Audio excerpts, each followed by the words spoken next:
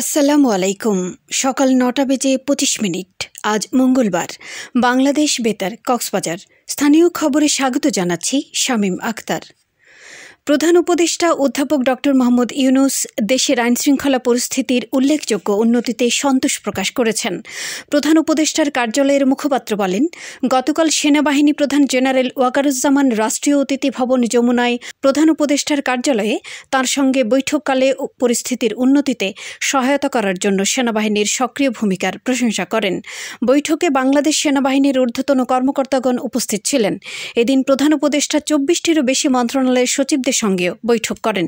তিনি মন্ত্রিপরিষদ সচিব মাহবুব হোসেনের উপস্থিতিতে সংশ্লিষ্ট মন্ত্রণালয়গুলোর বাস্তবায়নাধীন উন্নয়ন প্রকল্প সম্পর্কে খোঁজখবর নেন। পরে বিকেলে সুশীল সমাজের নেতৃবৃন্দ প্রধান উপদেষ্টার সঙ্গে বৈঠক করেন। এ সময় সাবেক মন্ত্রিপরিষদ সচিব আলী ইমাম মজুমদার, বিশিষ্ট অর্থনীতিবিদ ওয়াহিদুদ্দিন মাহমুদ এবং সেন্টার ফর পলিসি ডায়ালগের বিশিষ্ট ফেলো দেবপ্রিয় ভট্টাচার্য উপস্থিত ছিলেন। সেনাবাহিনী প্রধান জেনারেল ওয়াকারুজ্জামান বলেছেন, পুলিশ সংগঠিত হয়ে স্বাভাবিক কার্যক্রম শুরু করলে সেনাবাহিনী ব্যারাকে ফিরে যাবে। সোমবার বিকেলে খুলনার শহীদ শেখ আবু নাসের স্টেডিয়ামে সাংবাদিকদের সঙ্গে মতবিনিময়কালে কথা বলেন তিনি। সেনাপ্রধান আরও বলেন, দেশের আইনশৃঙ্খলা পরিস্থিতির উন্নতি আশাব্যঞ্জক। পরিস্থিতির আরও উন্নতি হলে সব নিয়মিত বাহিনী সন্ত্রাস দমনে তাদের অভিযান পরিচালনা করবে। এর আগে তিনি খুলনা বিভাগে কর্মরত সেনাবাহিনীর সদস্যদের প্রয়োজনীয় দিক নির্দেশনা দেন। মন্দির, গির্জা, প্যাগোডা বা অন্য কোনো ধর্মীয় প্রতিষ্ঠানে হামলা হলে তার তথ্য জানাতে অনুরোধ করেছে ধর্ম বিষয়ক মন্ত্রণালয়। সোমবার ধর্ম মন্ত্রণালয়ের এক সংবাদ বিজ্ঞপ্তিতে এই তথ্য জানানো হয়। এতে বলা হয়, মন্দির, গির্জা, প্যাগোডা বা অন্য কোনো ধর্মীয় প্রতিষ্ঠান দুর্বৃত্ত কর্তৃক হামলার শিকার বা আক্রান্ত হলে তার তথ্য 01766843809 এ নম্বরে ফোন বা খুদে বার্তার মাধ্যমে জানানোর জন্য অনুরোধ করা হলো। কক্সবাজারের জেলা প্রশাসনের উদ্যোগে জেলা হিন্দু, বৌদ্ধ, খ্রিস্টান ঐক্য পরিষদ সহ বিভিন্ন সম্প্রদায়ের নেতৃবৃন্দের সাথে আইনশৃঙ্খলা বিষয়ক এক মতবিনিময় সভা অনুষ্ঠিত হয়েছে। সোমবার জেলা প্রশাসকের কার্যালয়ের শহীদ এটিএম জাফর আলম সম্মেলন কক্ষে আয়োজিত সভায় সভাপতিত্ব করেন জেলা প্রশাসক মোহাম্মদ শাহীন ইমরান। তিনি বলেন, জেলার আইনশৃঙ্খলা পরিস্থিতি ও সম্প্রীতি রক্ষায় সকল ধর্মের মানুষকে ঐক্যবদ্ধ হয়ে কাজ করতে হবে।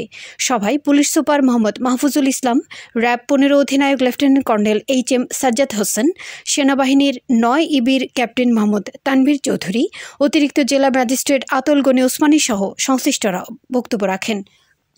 এতে জেলা পূজা উদযাপন পরিষদ, জন্মাষ্টমী উদযাপন পরিষদ এবং সনাতনী সম্প্রদায়ের বিভিন্ন স্তরের নেতৃবৃন্দ উপস্থিত ছিলেন। মহেশখালী থানায় কাজ শুরু করেছে পুলিশ। এতে আইনশৃঙ্খলা পরিস্থিতির উন্নতি হচ্ছে। নৌবাহিনীর সহায়তায় গতকাল দুপুরে আনুষ্ঠানিকভাবে থানার কার্যক্রমে যোগ দেন পুলিশ সদস্যরা। দুপুরে স্থানীয় জনসাধারণ ও সাধারণ শিক্ষার্থীরা মহেশখালী থানায় উপস্থিত হয়ে সেখানে দায়িত্বরত বাংলাদেশ নৌবাহিনী, পুলিশ এবং আনসার সদস্যদের ফুল দিয়ে শুভেচ্ছা জানান।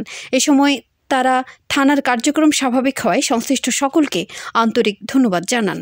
সারা দেশের সড়ক, মহাসড়ক, সেতু ও ফ্লাইওভারে রোগী বহনকারী অ্যাম্বুলেন্স থেকে টোল না নিতে সংশ্লিষ্টদের প্রতি নির্দেশ দিয়েছে হাইকোর্ট।